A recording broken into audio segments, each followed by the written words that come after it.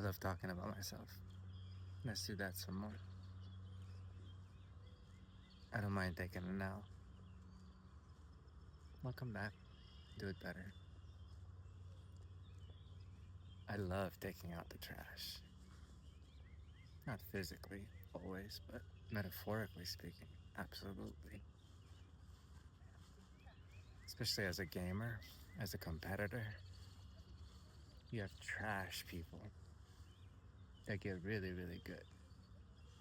They cheese it, they do all sorts of things. They get really, really good. I love taking those guys out. Every single time it's satisfying. And I taught my son as a gamer, don't do that.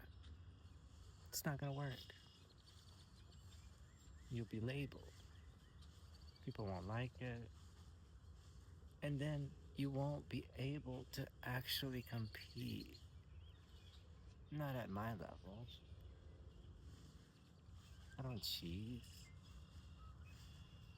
I don't use whatever. I'm not trash. And trash can never beat me. I'm way too organized to be beaten by trash. No matter how good they are. Or how much of it there is. It's just trash. I take out the trash. I always thought it was unfortunate, and I didn't stand for it at work. Men talking badly about their wives. No, I'd always clap back, and they'd stop immediately. You married them.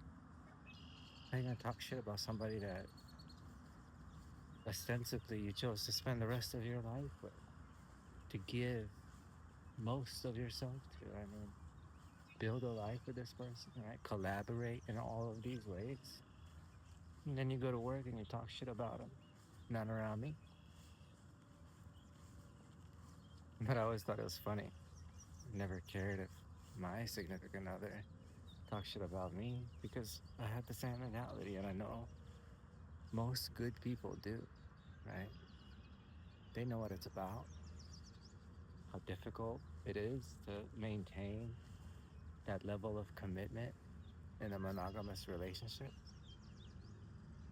And so it says something about you when you talk shit about your husband, for example.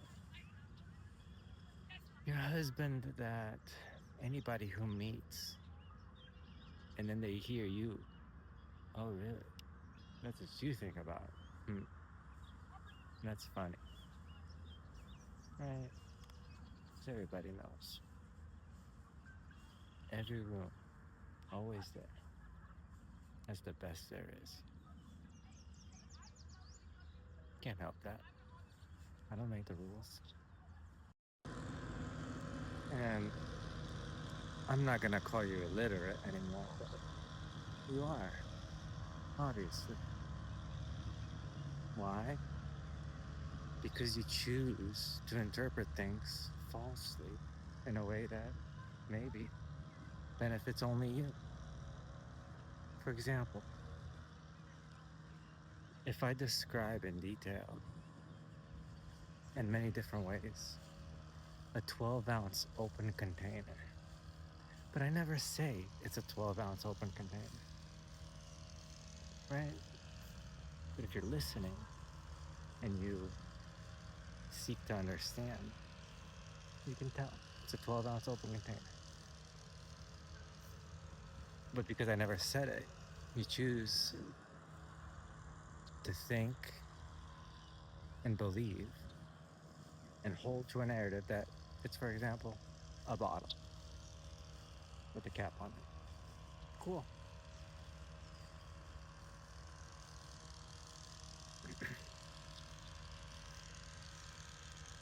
Because morality is inherently subjective.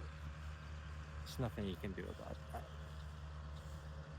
But we need some form of objective morality to live in a society. And that is only achieved through mutually explicit consent. As I've said, if you weren't illiterate, that's the last thing.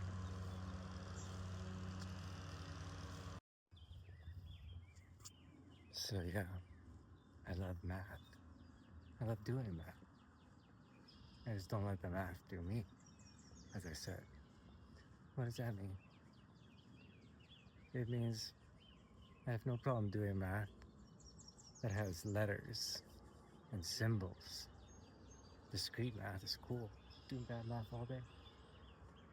When it starts having numbers, it starts getting boring. I'll do, can count to like 20. And then I get bored. It's all the same with numbers. So yeah, that's what that means.